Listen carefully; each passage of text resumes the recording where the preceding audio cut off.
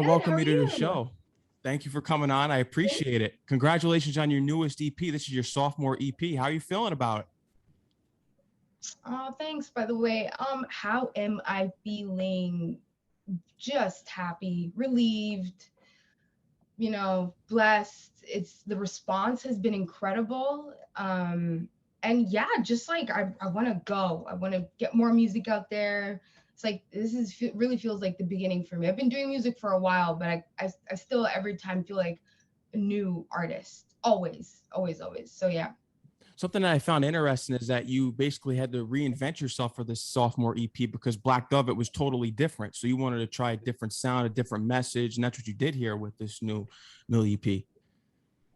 Yeah. It's I would say so reinvent like in terms of yes, I wanted to production wise really hit it a little bit more, just have more of a R&B feel, nostalgic feel to it, absolutely.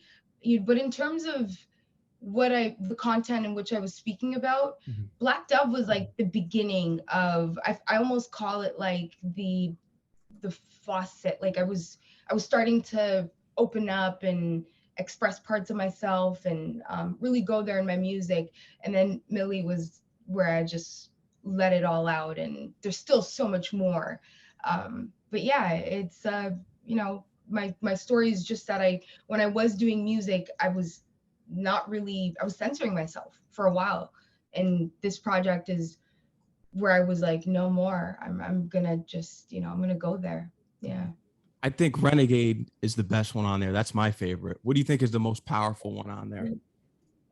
I love that you love that. My sisters actually love that one too. My favorite, I love Selfish. I just it's for so many reasons. The fact that I did it with Jordan Manswell, who's from Toronto, Raheem, who's from Toronto, is just like it's from home, and I feel like it has that home feeling, and it's just reclaiming a time where I gave so much in this relationship, and I'm just like coming out of it, even though it's so long ago. I'm like able to make something of it, which is this dope record. And I love the video, shooting it, the girls that were in there, Nina and Peace. It was fun. I love it. Yeah. Mhm.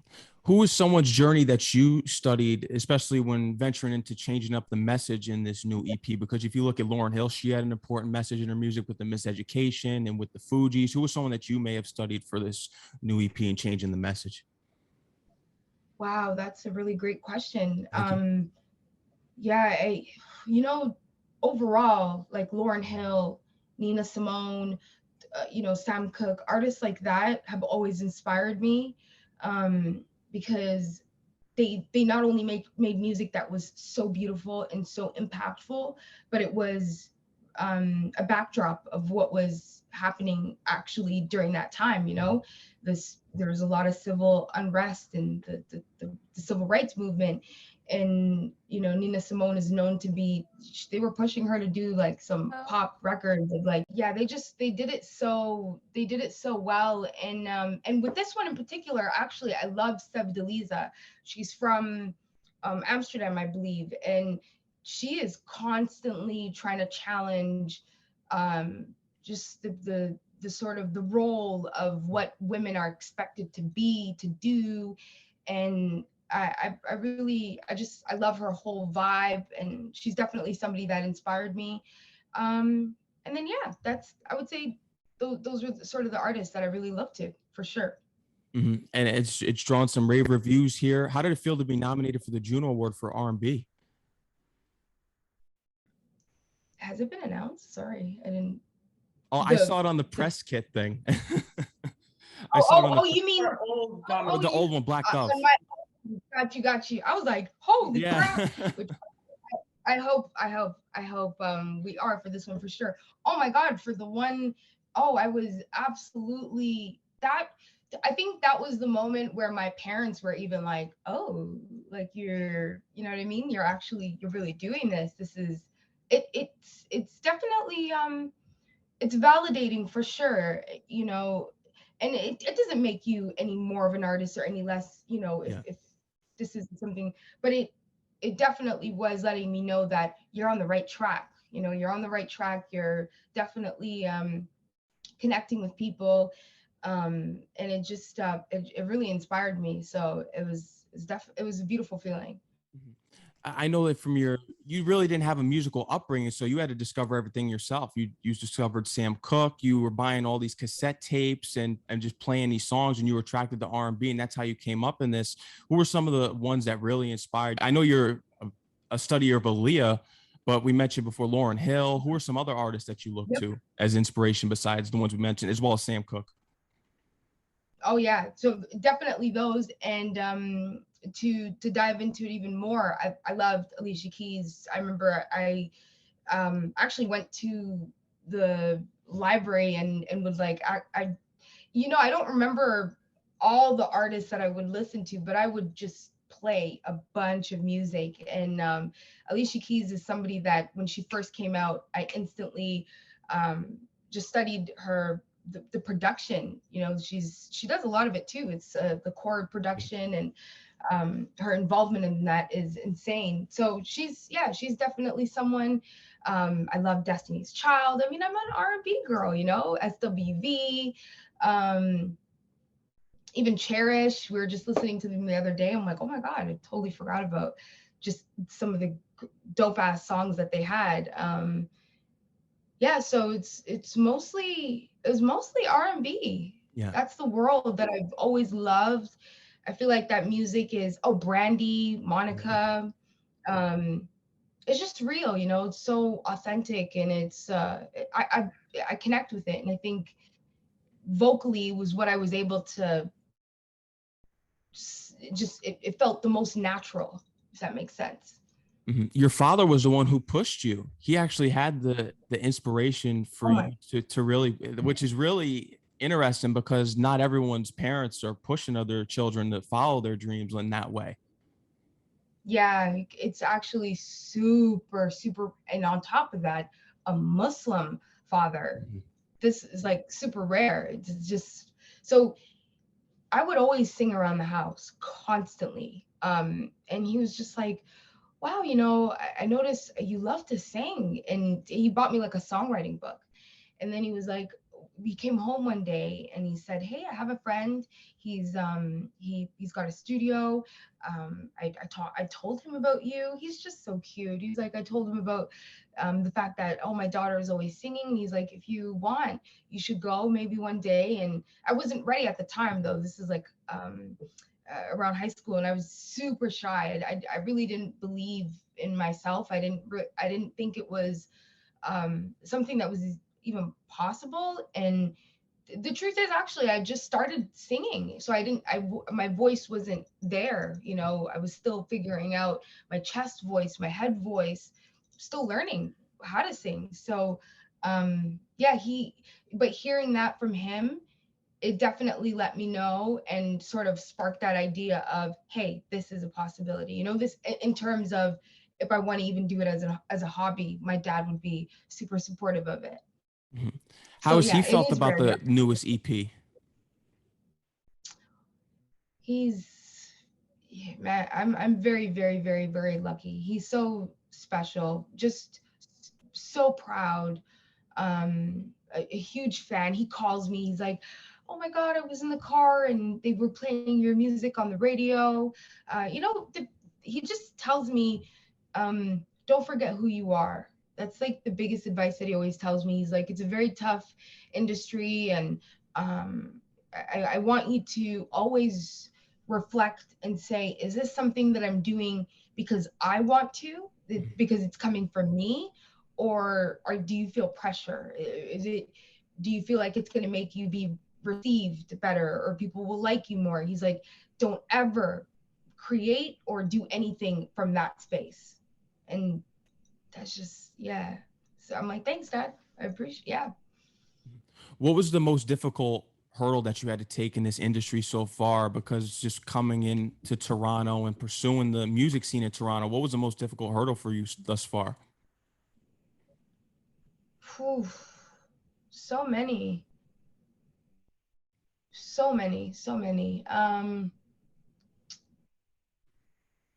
Wow, just I think building a team. You know, and I don't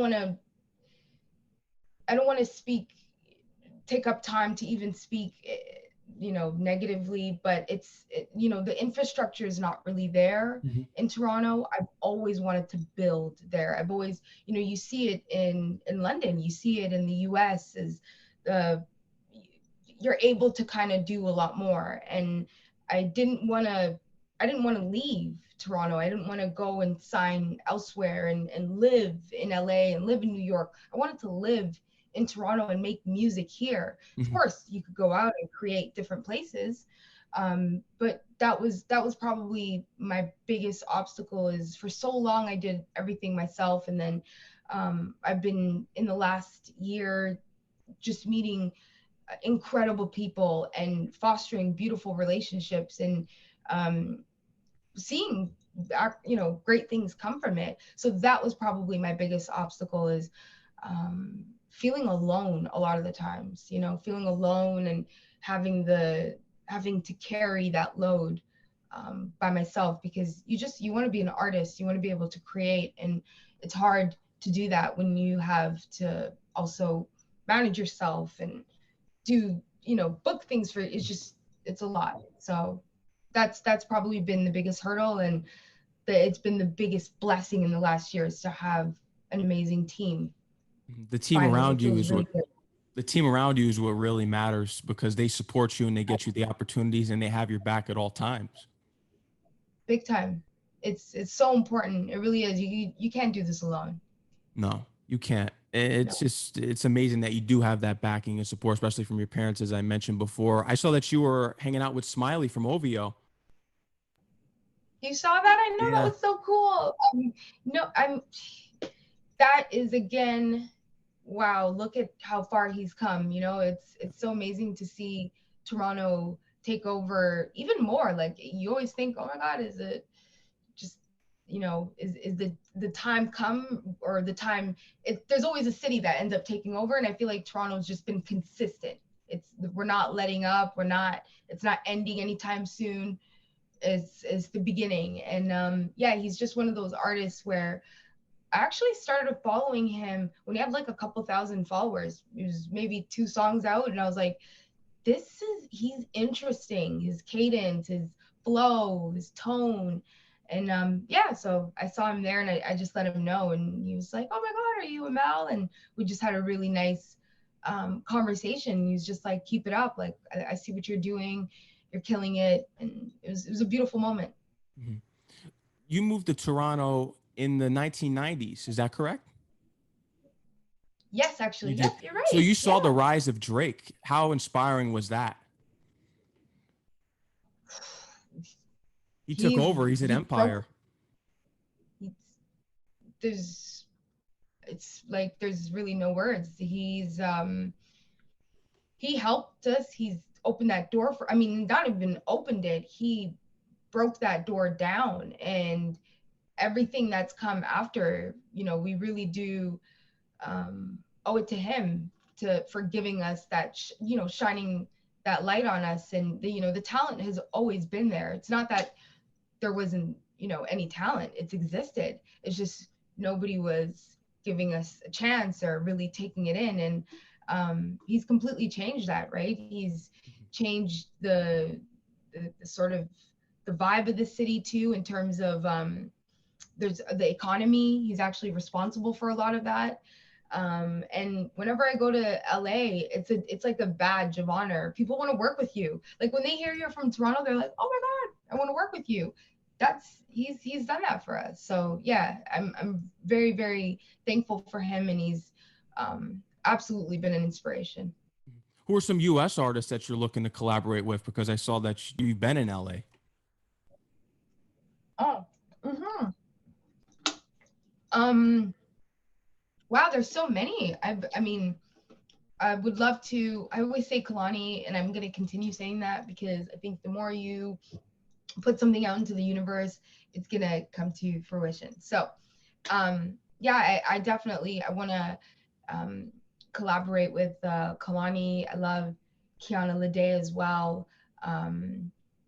Giveon. It's just like the list is forever. Yeah, there's so many amazing, talented artists. And then and James Fauntleroy, he's actually somebody that's been a friend, and we did do a record. We've done 2 records before, actually. So yeah, just continue fostering those relationships that I've already built, and have more out there. But yeah, definitely Kalani's like up there on the list. Something that I definitely found interesting about the newest EP, Millie, is that it's almost that you took on a different persona as well with Millie. This is the persona that you took over as a basically an ego. So that's actually the misconception. Um, it's not like an alter ego, or Mhm. it's not a different persona. So the best way to describe it is, music is taboo. When I, growing up, it was not something that, as you mentioned, it wasn't in my household. So when I did start making music, there was nobody for me to look to other than Kanan. Actually, there was no Somali female artist that was out there on that level. And I didn't have sort of an example. And when I started making music, the sort of style in which I was speaking, which was conscious music, and also, the things that were happening in my country, and it was about like peace, and which I absolutely love. Like I love that message to be existing in my songs. But what happened was I felt trapped into only making that style of music, because the sort of backlash that I was receiving, I noticed whenever I did that, it wasn't that much. And there was this sense of, also, my mom, I noticed she was very proud when I sort of lived in that world, and aunts and uncles. And it was like, wow, not only am I receiving less backlash, my community is proud, and my family, like my actual relatives, and that already you're doing something that comes with a lot of scrutiny. But I was like, this is it, so I'll stay here. And that's what happened, is I just got stuck. I was only making music in that space, and robbing myself of truly expressing what was happening in my life. So Millie, those are all real stories. Those are things that were happening, I was experiencing. It's just, I was almost, it's like a double life. I was sort of just showing one side only. That's it. So I wouldn't even say a double life. I was only giving you one layer. And Millie is now, it's more of me, if that makes sense. So it's like, apparently it's called the inner ego. It's truly who you are already, but because of societal expectations and all of these things that are wanted of you, you sort of appease to that. But your inner ego is truly who you are, and that's what Millie is. It's who I am. It's who you are. Now, with Yeah. this new EP, have you had any thoughts of creating a small documentary on putting this EP together, because it has such an important message, and it could really drive other artists and direct them into recreating themselves as such as you did with the message? Oh, that's a great. Thank you for saying that. It's really kind. We've definitely thought of a documentary initially, and I do think I do have one that was called. It's with the Junos, actually. They sort Yes, of did a I did see highlight, that. and yeah, I really felt like that sort of gave a little bit more of who I am, my struggle, and the sort of obstacles that I faced in making music. But you know what? That is a great idea. I think it's something that we can absolutely explore one day, hopefully. So thanks for that. You just sort of Yeah. sparked something. Yeah. Yes. Is there anything else you would love to tell the audience here? Any upcoming performances, visuals, anything else that you have on the way for Millie? Actually, I have some, yeah, great news. We're definitely going to be announcing it soon.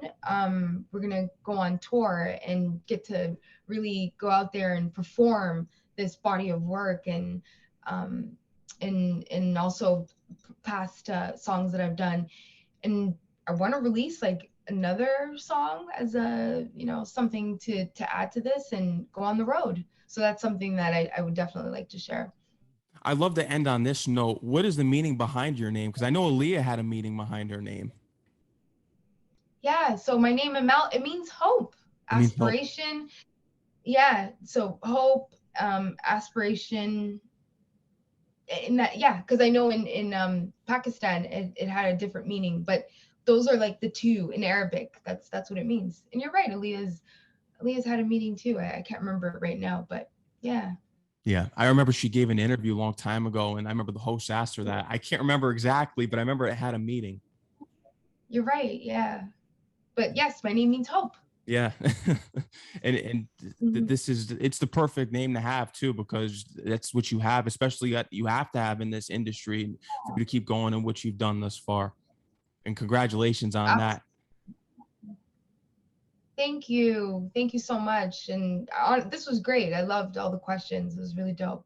Thank you. I appreciate it. Amaal, you're always welcome on the show. I want you to enjoy the rest of your night, actually, because it's day where I am. I think it's 7 Yes. p.m. I think where you are. Yes, it's how, oh my God, it's four, almost, yeah, almost 5 p.m. Oh, it's So almost 5 p.m. Okay, so I'm a couple hours off. Yeah, it's different because I'm in the U.S. and you're in the UK right where are now. you right now? Are I'm you in New in, York or? yeah, I'm in New York. Oh, amazing, Yeah. amazing, dope. Yes, Amaal, I want to thank you again for coming on the show. Congratulations on everything you've achieved this far. I can't wait to see you grow in your journey and everything that you have lying ahead here. And big things are coming. Thank you, thank you, thank you. And hopefully we could do this in person one day for sure. We'll get to meet Yes. each other. Yes, I would Yeah. love that. Thank you, Amaal. Enjoy the rest of your day, okay? Yes, you too. Take care. You too. Bye. Bye.